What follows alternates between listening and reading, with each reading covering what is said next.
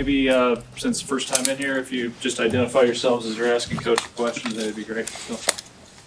Hey, Dan, Sean Callahan with Husker Online. I'm curious, what was your familiarity growing up in Iowa with Nebraska football, and how closely how much did you know about Nebraska before you came here? Quite a bit. I grew up 30 minutes south of Iowa City, so grew up a fan of theirs, and just obviously being in this part of the country, I knew what Nebraska football was all about, and didn't have any ties to it, but I guess probably the closest thing I could say I did was we took a lot of trips to Colorado, and so we would drive right through here. But just all, a great deal of respect for the program, the history, the tradition, and it's exciting to be a part of it. Just Steve Sipple from Husker Online. Basic question: Why did you want to take this job at this time? I was bored. Great deal of respect for Coach Rule. We visited in December, and I didn't think it was fair to him, me, or the program to do it at that point. I was tired. I'd been through a lot, and just didn't have to do it at that point, and I didn't feel like I was ready to give it my all. I was very grateful to Sonny Dykes and TCU for being a consultant there, which kept me around the game. I was there for I think 3 weeks in camp, and then went on vacation for about 2 weeks. Came back, and I was always there. I was there for 2 weeks, and I was there for 2 games, and I didn't like being a part of the games because I wasn't a part of the games. All right, I was up in the head coach's suite for a game, and I was on the sidelines for a game, and I'm like, yeah, I don't like this part of it. If I don't have any control over it, I don't want to do it. So I would just help prep them in the beginning of the week, and then I'd go do something else. It was fun to kind of go do other things, but I was slated to go back to Fort Worth on Sunday night, and Coach Rule called, and I was like, yeah, he said, let's just come try to figure this out. I need your help. And so I was grateful to him for saying that I needed your help, and so I was like, I think a great deal of him. I think a great deal of this program. So I was excited to jump on it, rules allow it now. In years past, rules wouldn't have allowed it. So, I just wanted to insert myself and try to help Coach Rule and try to help this football team and try to help this great program. Sam McEwen from the Omaha World Herald. Welcome to Nebraska, Dana. Thank you. Curious about, so you've been here about a week and a half, 2 weeks. What do you think of this group, of this offense? How do you feel like it can get fixed? Because Rule has used that word, fix. And how quickly do you think that can happen? I had no idea what to expect on Saturday. I dove right in, and a week later, he made the announcement. I didn't know what was going to happen in the beginning. I didn't come here with the intention of being the offensive coordinator and the play caller. We didn't know what it was going to look like. He's just like, hurry up and get here, And so I got here and just started digging into it, and I think my job is to wake up and try to make it better every single day. I've literally worked 16-hour days for every day for it's been 13, 14 days now, or whatever it is, so I'm still learning the offense. I'm still learning different nuances. I'm still learning the players. I don't know all the players yet, and so I'm still trying to get to know those guys. And at the end of the day, it's about putting your head down and just trying to prepare, and so for, the first 8 or 9 days, I focused on us and, tried to learn an offense. I watched all the video to try to figure out what we do well and what we don't do well, and, watched 3 or 4 practices to try to assess what we do well and what we don't do well. And then I turned attention to USC and had to figure that out defensively. And then Sunday I had to turn our attention to Wisconsin, so there's only so many hours in the day. We just got done with a practice out there, 2.5-hour practice, and I'm about to go get into a room and study the video for the next, couple hours. And then then turn the attention back to Wisconsin and start watching third down and medium and third down and long and red zone and score zone and goal line. Leave here late at night, wake up and do it all over again. So there's a lot of information, a lot of assessing, a lot of, but at the end of the day, it's about trying to get these guys in position to be successful,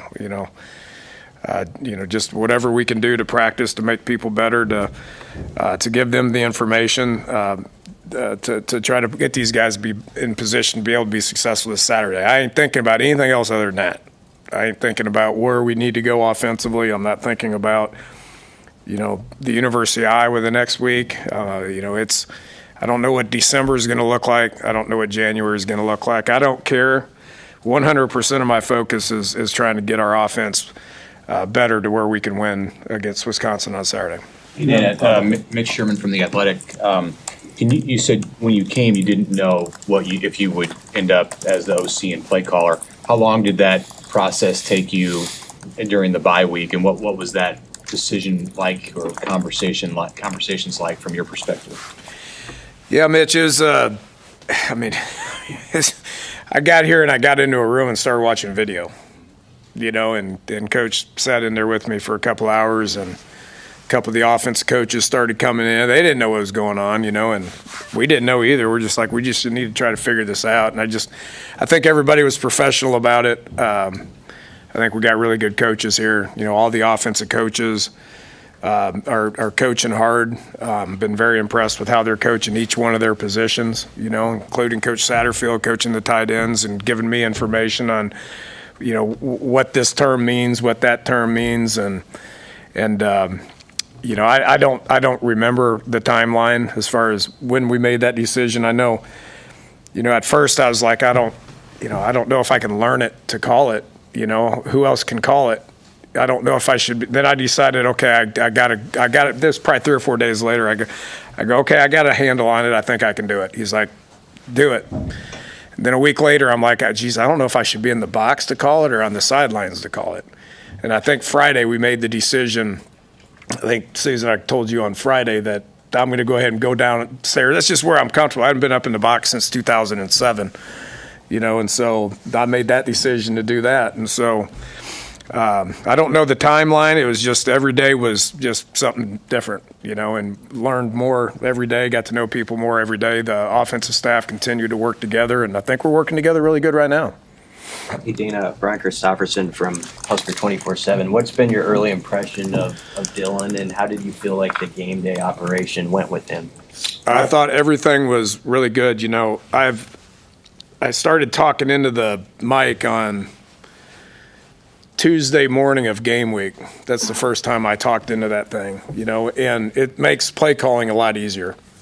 The iPads on the sidelines make play calling easier. And I'd talked to a couple of my just colleagues across the country, and they're all like, they called and they said, "So you're going to call it?" And I said, "Yeah." And they're like, "Well, the technology is going to help you. It's going, I can just look at the paper and I can read from it and talk into it. I used to signal everything myself. And now we got a bunch of signalers." But I don't even pay attention to the signalers because I'm just talking to him the whole time, And he's a very, very, very bright young man. It's just, how is this kid a freshman? Because how can he process all this information as a freshman? He knows the plays, he knows the offense, he knows how to communicate it to the players. I thought the process was really good. We had 2 snap infractions, which is 100% on the center. He will admit that. Okay. But other than that, there was nothing pre-snap. We weren't getting delay of games. We weren't scrambling to get people lined up. I thought it was very efficient. I thought our substitutions on the sidelines were really good. So that was encouraging, and I think it'll all get better. The play on the field needs to get better. The operation, I thought, was fine. So we're not sitting here trying to worry about the operation. We're trying to worry about the play on the field to get better, and that's what we're working on today, just what it looks like out there on the field.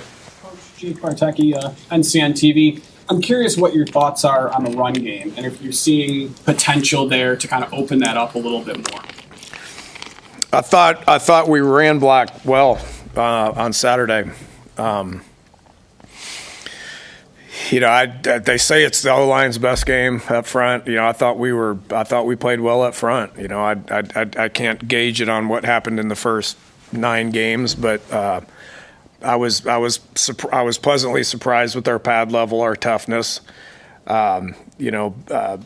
Assignment wise being good. I thought we had a couple of runs that were good, tough runs that got good, tough yards, but I know Coach Rule mentioned it yesterday. There's a lot of yards left out there.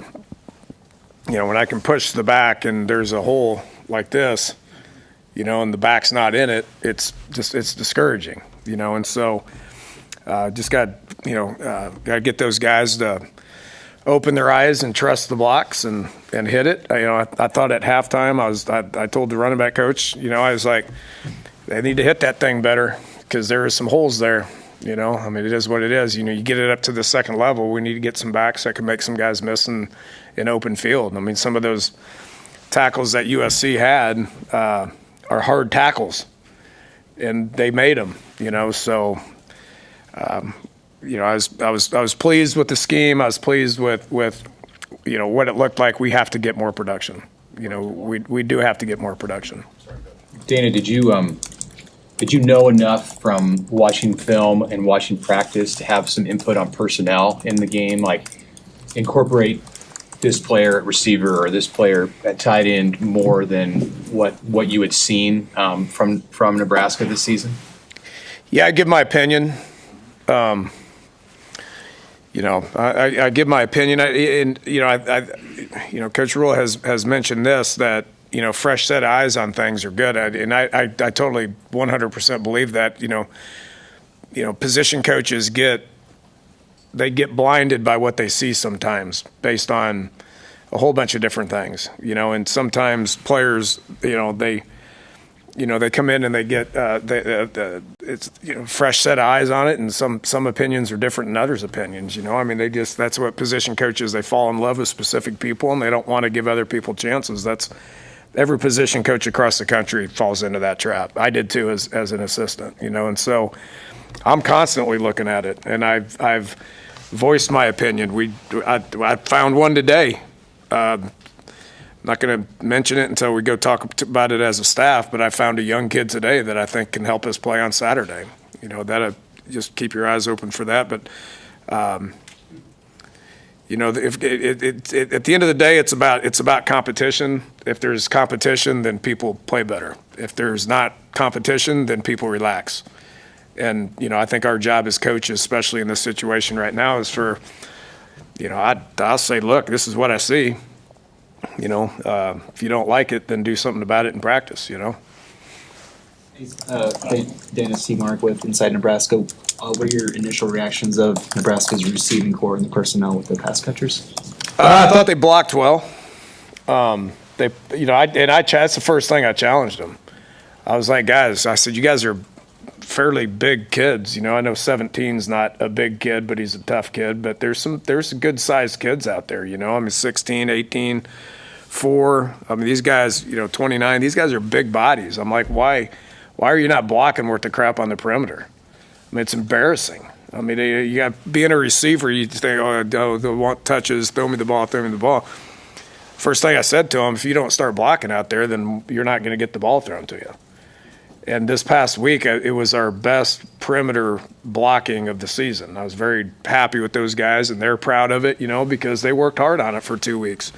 That's where it starts, and then just details of route running and ball skills. We got guys that can make plays. The problem that we probably ran into last week is not defeating man coverage. USC's very talented in their secondary. Wisconsin's very talented in their secondary. Both are going to play a lot of man. We didn't do a very good job of separation last week. We need to do a better job of that this week for us to be successful against Wisconsin. Coach Kevin Six with Channel 10 here in Lincoln. Did you feel any pressure to help this team get a 6th win and get the program to a bowl game for the first time in 8 years? Yeah, I feel. There is pressure in coaching. Anytime that you line up and you coach a game, there's pressure. So, You know, I'm gonna do. It's not gonna change what I do. It's not gonna change how I coach. It's not gonna change the hours that we put in. It's not gonna change my commitment to getting us ready to go practice tomorrow morning and, you know, Thursday morning and what we try to accomplish on. Pressure is something that I'm obviously used to. I mean, I've been a head coach for 14 years and, you know, coaching for 32 years. You line up because of the competitive spirit that you have in you. If you give in to pressure, then you need to go do something else. And I had the opportunity to go do something else. And I'm sitting here trying to help Nebraska win. I know it's on everybody's mind. I know I get it. It's shocking to me that it's been that long since a program like this hasn't been to a bowl game. Doesn't make any sense to me, but it is where we're at. And we tried everything we could to win that game last week, and we had a chance still. And we're going to try everything that we can to win this game this week, and we'll have a chance still. Thank you. All right. Good to see everybody.